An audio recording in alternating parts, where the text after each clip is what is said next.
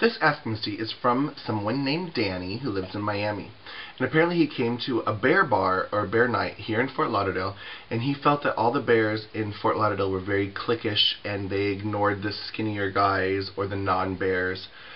And he felt really discriminated, and he wanted to know my thoughts on the cliquish people of Fort Lauderdale and our gay community.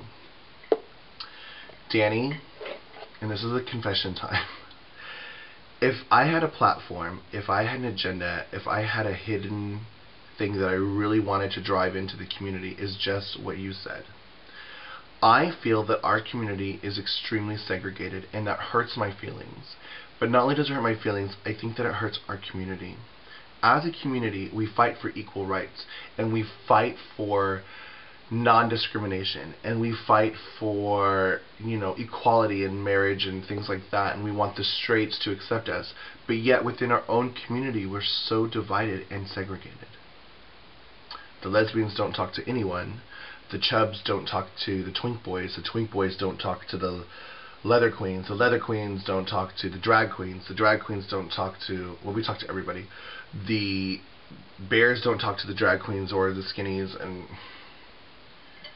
and even within the bear community, you'll know that there's A-list bears, and there's B bears, and there's chubby bears, and they don't talk to each other at all. And then there's me, who's a nair bear and don't have any hair at all, so I'm completely ostracized because, oh my gosh, I get paid to be a woman, how dare I, It's just tragic. And it's not just the bear community, it's the leather community. And there has been times in Fort Lauderdale, like Leather Crombie, where the entire community and the leather community would come together and just really just embrace that we are different, but we are together.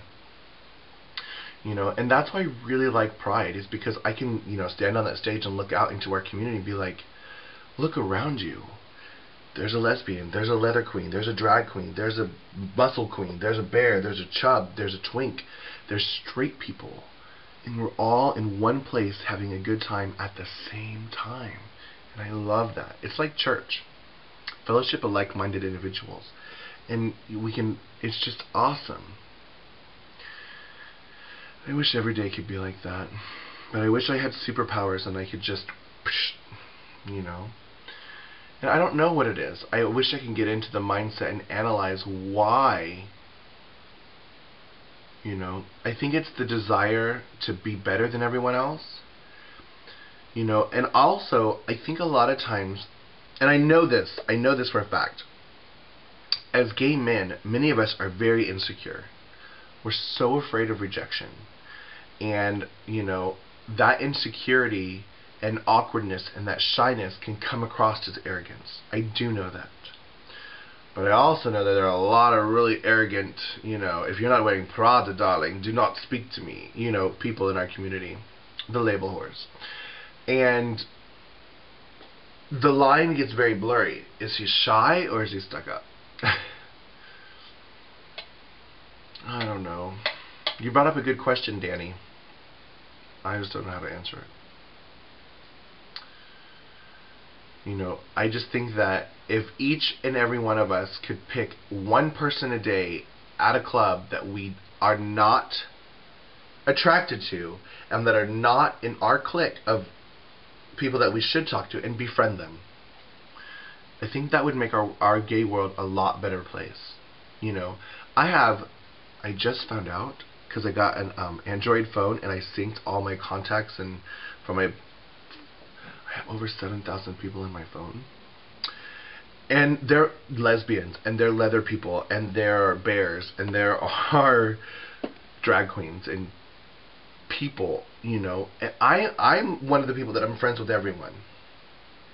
But if there were more people like me that really loved everyone, and even in high school, people were like, oh my gosh, I can never find you in the cafeteria because you're everywhere. And it's true. I sat at the drama club, I'd sit with the choir, then I'd sit with the cheerleaders, then I'd sit with the special ed. Literally, I was a peer tutor and I helped with the special ed class, and I would sit with them some days at lunch, and then one day I'd sit with the swim team, and then one day I would sit with the drama, television, film crew.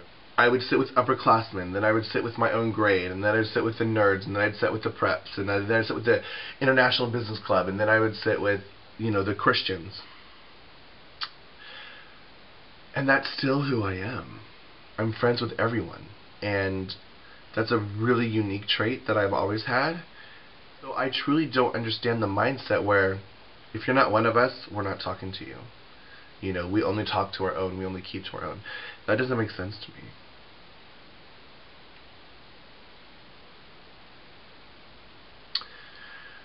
So, if we were in church, I would say, look to the person to your left and give them a hug. And look to the person to your right and give them a hug. And I'm not going to say go to a gay bar tonight and give a complete stranger a hug. But, befriend them. Say nice things.